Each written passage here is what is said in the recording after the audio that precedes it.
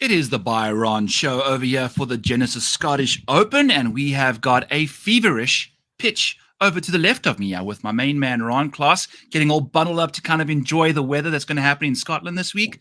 Ron, you're under the weather a bit this week, but we're happy to be doing a show together for the Genesis Scottish Open. How are you doing? Yeah, we are headed down the home stretch here. I'm always a huge fan of getting on UK time, firing up the coffee at 2 a.m. I might be up anyways now. But yeah, taking naps during the day and yeah, kind of watching players deal with some of these links. The elements looks like they, wind might be down this year. So will be interesting to see if this actually could turn into a birdie fest. But yeah, last week, John Deere was one of those ultra frustrating DFS weeks for me. I had the right core. I had Thompson, Cole, Rye, McCarthy, but my fifth and sixth lineup spots just couldn't get high enough. But I saw you had a very nice week last week. I had the best week of my golf betting career, from an overall perspective, like the bets, the experience being there for the 4 days was lots of fun, living in the world of Silvis, Illinois was a joy, so met some fun people at the course and made some nice friends and memories, which was, what this is all about at the end of the day as well. So thoroughly enjoyed that. But did you watch much at all, Ron? John? Yeah, I watched a good deal. And yeah, I think next year for sure. You need to come to Detroit for the Rocket Mortgage, and then I'll come down there for the John Deere because I think it's a really underrated course. I know. People talk about how, it's a course, kind of the technology has overtaken it a little bit, but I still think there's some really nice holes and it's just an overall fun 4 days. Yeah. And when you add a tournament like that, I took some photos of the 18th hole when Davis Thompson putted it in. It was packed, just there wasn't space. I was in the fairway kind of just trying to get a view from there because there was just no space around the green. So it was a great time to be there, but that is behind us now. We're going over to the Renaissance Club over in Scotland. The weather has changed on me, I think, 3 different times in the last 3 days. I think there was a PM, AM wave advantage, and then now it's an AM, PM kind of advantage.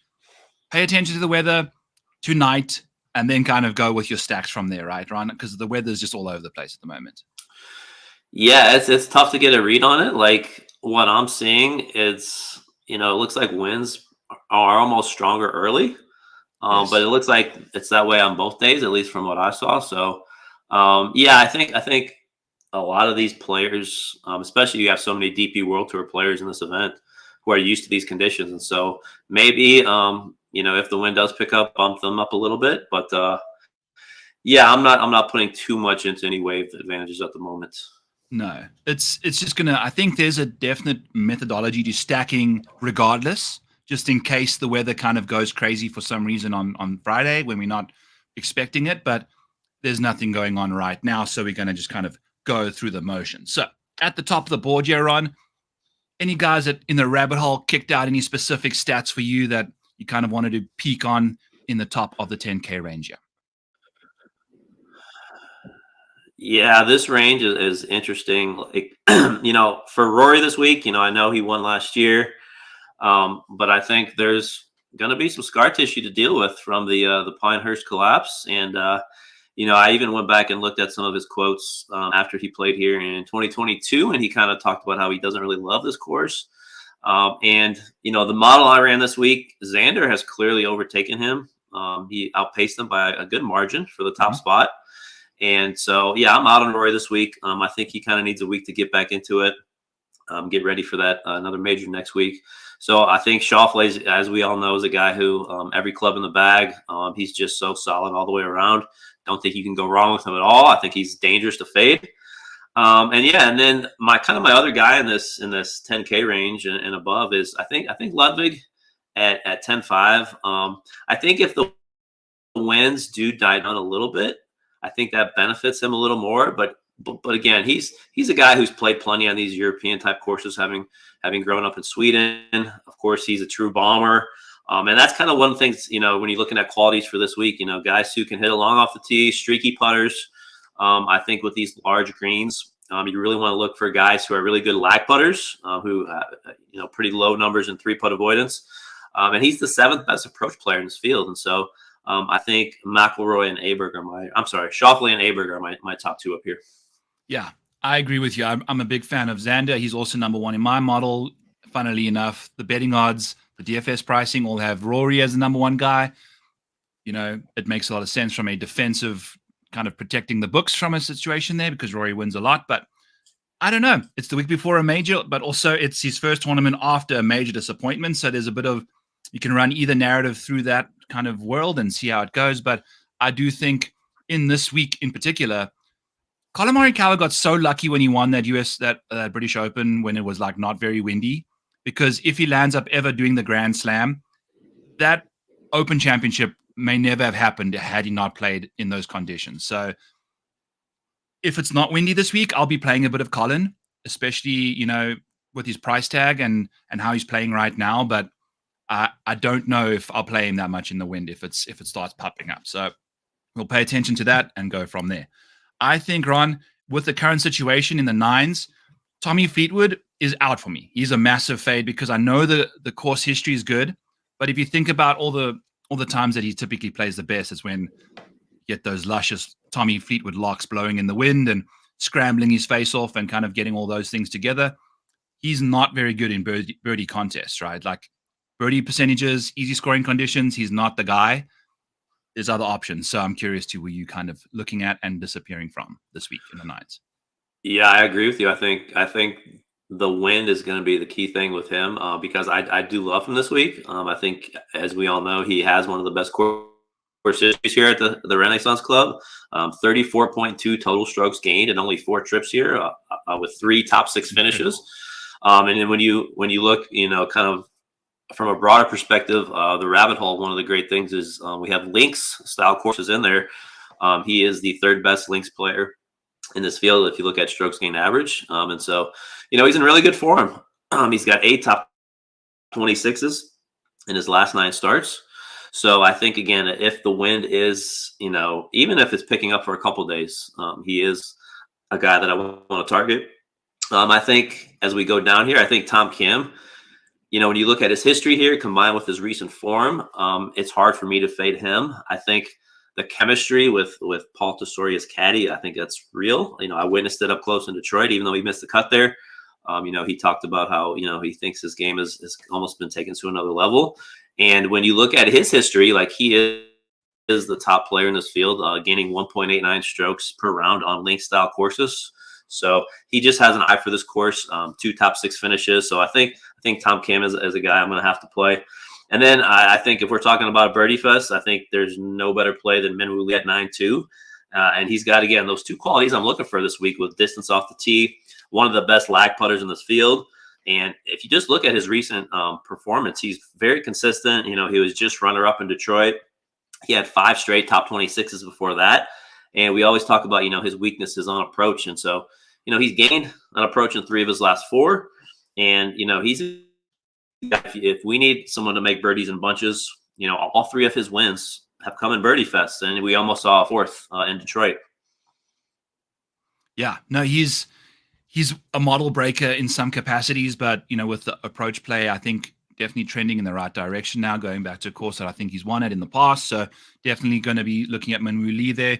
Hideki Matsuyama's out for me. Corey Connors is out for me. Matthew Fitzpatrick is out for me. I don't think those kind of plays are going to be the right ones in these conditions. I think if you lean into the Birdie Fest narrative again this week, those are guys that I'll be out on. But if the wind picks up, then there's some options that you can lean into there. In the 8s, I already eliminated Corey Connors from that pool there. So I've played some Brian Harman, some Aaron Rai, and my favorite play in this range is Wyndham Clark. I think he's ridiculously low price for the upside he does provide. He's had 2, I think, top 20 finishes at this venue in the 2 times he showed up. And the 2 times that he struggled was with the putter on these greens. So hopefully that can get rectified because the rest of his game seems to love this golf course. So Aaron Rye's nice, safe play at $8,300, but I'm not going to be looking at him if he's going to be high owned this evening. So some options in the 8s, Ron. Where are you going there? Yeah, only 8 players in this range. I think I agree with you on Harman. I think after watching what he did last year in those conditions, I think he's a guy to target this week. I think he's pretty good value at 8,600. Aaron Rye, saw him up close in Detroit. You know, he is a great price, I think. And I think his ceiling, you know, we often talked about how he, you know, has a really high floor, but I think his ceiling is moving higher thanks to his work with putting guru John Graham. He's, you know, when you look at his last 3 starts, he's gained 16.5 total strokes putting. And so, you know, when he's able to putt and you combine that with his ball striking and his around the green, like that's a deadly combination. And I mean, he's a guy we could see take a really big jump here. And so at the very worst, I mean, you know, he's probably going to make the cut. And so I think this is just a great price for him. You know, obviously he also won here a few years ago. And then, yeah, I agree with you. I think Wyndham Clark, you know, he picked up a win earlier this year at Pebble Beach. He's got 8 top 10 finishes on coastal courses over the last 3 years. LA Country Club, kind of not a perfect comparison to this course, but it has some similarities. Obviously, won there at the U.S. Open. And he's got multiple top 25 finishes already at this course. And so, again, he has that combination of elite driving distance. He's got the long iron play. He's got the short game. So we've seen him kind of inconsistent at times this year, but I think he's kind of trending back upwards. Well, yeah, that's the whole point is he's inconsistent, and I think people take that as a big negative. The inconsistency means that he's going to be top 10ing every now and then as well, you know, and top 5ing. And there's no Scotty Scheffler in this field, and that's been Wyndham Clark's bugaboo. I think he should have had a W at the API if it weren't for Scotty. Should have had a W at the Players if it weren't for Scotty. And then I think he finished 3rd at the RBC Heritage, you know, behind Sahith and Scotty. So without Scotty in this field, Wyndham Clark could probably had made a few extra $1 million this year, but maybe he can take care of that for us this week. So we'll see what he can get up to. Any player in the 9s, Ron, that you do not like at all? Like an absolute fade. Sorry, the 8s, my bad. In the 9s? The 8s. So, yeah, I would probably agree with you. I don't think Corey Connors is a good fit. I don't think he's played that well overseas. You know, this is a week where, especially if we need to make birdies, you're going to have to make putts. And so I think his price is a little too high. I think Sahith is someone else who would seem to fit this course, but he's just not shown enough recently that I can really trust him. So those are definitely 2 guys. Jordan Spieth is really interesting at 8K flat. You know, you saw firsthand, you know, he showed some life at the John Deere. You know, obviously he's had these risk concerns, but he does have a great past on these links type courses. He obviously has a great open history past. So I think Spieth is really intriguing as kind of an X factor here. Yeah, and I think the rule of Spieth for me is to play him whenever he's low owned, sub 10%, you know, and he did what he did on Saturday, but then I watched him on Sunday, Ron, and all that life that he showed had been sucked out. Like he was a ghost walking down those fairways, you know, on the back 9 there. I saw him once or twice, and it was just lackluster, you know, like the kind of guy you don't let your kids hang out with because he's that negative. So moving into the 7s, though, we've got the John Deere Classic winner, Davis Thompson, who I will be playing this week. I mean, this course also really suits his game. The way he drives the ball, the way he's putting right now. Maybe he doesn't thrive, but I think at $7,900, I don't see him being that popular either. And I'll kind of let you dive into the guys you like the most in the 7s before I wrap up my favorites. Yeah, I don't think you can go wrong with Bobby McIntyre. Obviously, Scottish native returning home. He's moving back to Scotland. So I think he's just very comfortable here. We obviously remember what he did last year. Kind of heartbreaking loss when Rory overtook him on that last hole. But yeah, I mean, he's been playing well. I think he's another guy who, if conditions are tougher, I like him a little better. He's obviously used to playing when the wind picks up, you know, here in Scotland. So my favorites in this range are kind of near the bottom of the 7K range here. I think Thomas Dietrich might be the biggest misprice here at 7-2. And so, like, for him, like, while he still hasn't won, he's kind of slowly starting to get rid of that choker label. You know, he showed up in some of the strongest fields this year. If you go back and look, 14th at the U.S. Open, 4th at the PGA. Pebble Beach was a signature event. He finished 4th there. And so, yeah, he's got the course history here. He's gained 2nd most strokes here with 2 top 10s. So I really love Dietrich as a guy. You know, I think he's going to be pretty high owned. You might have to get a little different in some other areas.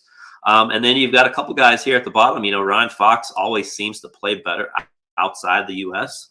He only has, if you go back and look at the last 5 years, Scottish Open plus the Open, he's only missed one cut. And so, you know, just a great history on links courses in general. Played over here in Europe last week, 17th at the BMW. And he's another guy who kind of has that mix of firepower off the tee and spike upside with his putter. And then finally for me, I think EVR is another great price at 7 flat. He kind of tends to play his best on courses that are near the coast, have slower greens.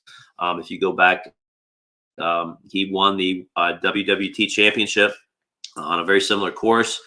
He's got a pair of top 15 finishes at this event when it was on the DP World Tour, I think in 2019 and 2020. He's got 3 top 8s this year, so showing a little bit more upside.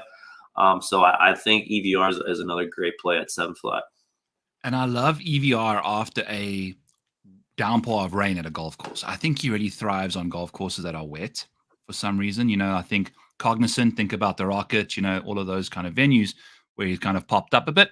Some other names that you kind of skipped over there on that I'm a big fan of this week are not Thomas Dietrich, but Thomas Hoagie. I think also you could argue that he's 1B, the most mispriced guy over here too, because he's $7,100 and ranking really well for me in my model. And he's returned he's like less than $100 per point right now for his average DFS points versus his salary. And I think that's a very nice trade-off. Keith Mitchell, I think everyone's kind of getting done with this dude, but he still keeps just racking up top 20s, and that's totally fine at $7,300 for me. And then I think Adam Scott, another option, is someone that I'm really in the mood for there. He dominates these easy scoring conditions, got tons of length off the tee, very good putter. Hasn't been showing his stuff lately, but he's a well-traveled individual, and I think he'll enjoy Scotland. And then Max Homa and Benny On, 2 guys in the 7K ranges, yeah. Benny On hasn't won yet on the PGA Tour, but Max Homa's got 6 PGA Tour victories, and he's $7,700, and he's had 2 top 20s at this venue in the past. So Max Homa to me might be my favorite play in the 7s here, because the course history and the lack of ownership, I think, for Max Homa might be the way to go in that department. And then Benny On just gives you that massive upside with obviously some massive safety concerns. He, like you, had a fever at, where was it? It was the Travelers, yes. And yeah, withdrawal, yep. Yep, and then got stuck in hell with airline stuff, which is the worst thing. Like, sick and still trying to find your baggage and all that nonsense is a tough scene. In sexes, yeah, Ryan, we've got Bernd Wiesper, Jordan Smith. These are where all the DP World Tours are starting to like float into. So let's kind of separate it into DP World Tour options and then some PGA Tour options after that. Yeah, this range is chock full of players that I love for this week. Like, just looking at, you know, a PGA guy who has also kind of played a lot of DP World Tour in the past, you know, Matt Wallace at 6'7". I think he's a great fit for longer courses. Obviously, his off the tee game can be wild at times, but you have generous landing areas here. He's kind of a proven performer in coastal setups. I watch him in Detroit. He's very volatile. He was 3 shots clear of the cut line on Friday, and he just kind of collapsed mentally on the back 9 there. And you know, I had a lot of him in my lineups, and so that's just the kind of player he is. You have to accept that. But he does have a lot of upside when he gets hot with the putter. His approach game has been trending up as well recently.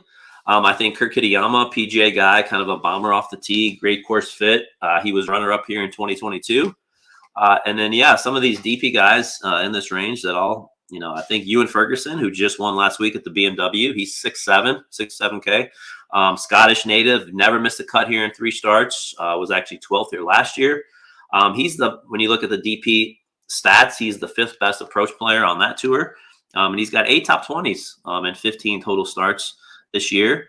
And yeah, I think Bernd Wiesberger is someone who, you know, really not excited at a first glance, but when you dig into the numbers, he's got 9 top 25s worldwide in the first 6 months of this year. He's the 4th best approach player in this field in my model, and he won here the inaugural event in 2019. And so I think this upper part of the 6K range, I think there's a whole lot of good options. I love it. I think, Burns got the 8th best course history at this venue as well, and very tidy around the greens if the wind does blow. I agree with you on Matt Wallace, Kurt Kitayama, and then I'll throw in Tom McKibben, I guess, was in the sevens at 7 flat as well. A kind of a DP slash hybrid PGA guy is Mathieu Pavon at $6,900. He just shows up whenever. I think he's arguably one of the most volatile options on the PGA Tour right now. You just never know where this guy's going to show up, but maybe he does at $6,900 again. I mean, he was just there at the US Open taking care of business. I don't mind him at all. And then Keita Nakajima and Sebastian Soderberg, I think at 64 and 63 are two other DP Tour World guys. And then I'll throw in my main man, Seamus Power, as always, who went flying. Oh boy. So Soderberg withdrew. My bad. Yes. Basically, after withdrawing from the tournament, he was leading by 8 shots as well. I guess that's eventually going to happen to him there. So I take that all back. But we go back to Seamus Power, who stormed up the leaderboard, almost got me my each ways at the John Deere last week, along with Eric Cole. Those two guys, some sneaky form at the John Deere. So Eric Cole seems to have found his game again, and I'm totally down to play him at $6,400.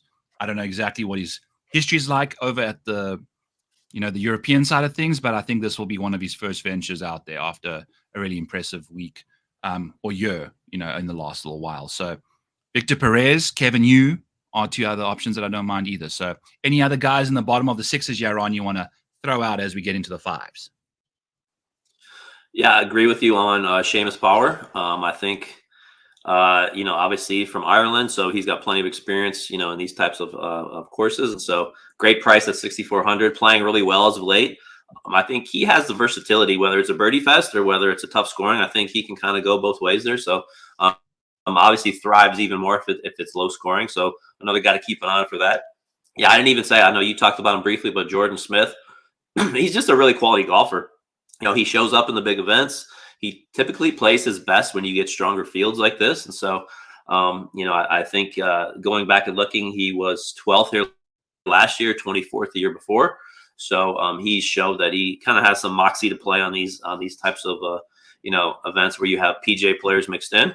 And then, Victor Perez, he's a Frenchman. He moved to Scotland because he just loves these links types conditions. And so he's another sneaky guy. When you look over the last 9 months, he has 7 top 17s, and he's just always thrived on coastal courses. And so, you could get really creative here with some of these, international guys and combining them, with maybe 3 studs on top. I think there's a lot of different ways you could go this week as far as building lineups. Yeah. I, have been interested in doing single entries and 3 entries, but I think this is the week to definitely multi-enter. Anything's possible. I think the more rabbits you have to pull out the hat, the better. So maybe that's the way you kind of want to look at it this week. Maybe, at least upping your entries into the 20s or so. In the 5s, Ron, do we want to do a 5K draft? Just to pick 3 guys versus 3 guys? Let's do it. All right, you go ahead first with your fever. I mean, I'll go with Alexander Bjork at 5'6". He's made the cut all 5 starts at this event. A guy who has struggled. He's kind of a PGA Tour rookie this year. He's a guy who clearly plays better, I think, in European type events. He's very comfortable in these types of conditions. So I think Bjork is a really good price with some upside at 5'6". Cool. I have a 400 to 1 outright on him with for this week, so that's going to be a fun little sweat if he gets in the mix. Also, he's weighted approach numbers for good shots at this venue or this kind of a venue, very, very good. So he knocks them close a lot, and that's what you're going to need. Sammy Valimaki, $5,700, nukes it off the tee, very solid with the long irons there, and started showing some form at the John Deere. So I'll take him as my first option. And then wrapping it back around, I'm going to go ahead and take Chris Gotterup. I know that's a scary play. It's not a very safe play, but I think he's grading out really well for me. So whatever that means at this price, I'll take a gamble on a guy that can hit it absolutely a country Scottish mile in these conditions and then go from there. We'll see what he can get up to. Who are your 2 options? There's a lot of interesting names here. I think a guy at what is he at here? Yannick Paul, 5,800. Okay, so he's a little. If you look at his recent form, he's missed his last two cuts on the DP World Tour, but he made 5 of 6 cuts before that. So I think he has a pretty solid all-around game. He finished 25th there last year. So I think he's a guy. I'm not dipping into this range too much, but he would probably be my second play down here. Okay. And then I think Marcel Siem at 54. He Yeah. just won the Italian Open a couple weeks ago. Kind of a guy who's very up and down. He, last week he missed the cut at the BMW, but he's a guy who tends to pop in these big events. He kind of likes the limelight, and so I think Siem is a guy who you can do a lot worse at 5,400. Yeah, I love that play. I mean, $5,400, that's a very nice price. I think he's found some form, I mean, especially after a win, he might take this opportunity as a big time opportunity to try and get to the PGA Tour if you can knock one out the park here today or this week. I'm going to go ahead and say, since you went south of $5,500, I'll do the same and go with Nicholas Echeverria. Just a solid golfer, and he's very, very affordable at $5,300. So just kind of a value snag in that department. He's ranking inside the top 75 in both aspects there for me, but he's priced at 123rd in the field. So a little bit of a value snag for Nicholas Echeverria. Awesome sauce, Ron. We got this under 30 minutes to kind of make sure you can take that next bit of medicine to get you fixed up, but please get to feel better and tell all the people where they can find you, if not at the doctor's office. No doctor for me. But DFS article, DraftKings coming here soon. And interesting. I have not gotten into the ISCO championship too much this week, but there are some 3 balls, I think you'll agree, some really interesting Scottish Open. And I'm going to dig in a little bit to the ISCO and see, I think there might be some advantages there for kind of some round 1 matchups. And so I'll be doing that here soon too. Cool. Yeah, I haven't got into the ISCO yet either, but there will be some late night fanatics going on by my side there and trying to just get some skin in the game for sure. Speaking of, maybe there's some David skins. So we'll see what happens, but catch me at rotoballer.com or at the Model Maniac on X, and we'll be back here for the Open Championship next week. And don't forget, 1 a.m. Central Time, or just get your lineups in before midnight tonight, folks. That's all you need to do. Make sure that's happening because we are playing in Scotland. They're going to be teeing off while we're sleeping. So be sure to do that. And it's going to be some clustery weather conditions maybe. So don't forget, pivot those faces off, friends.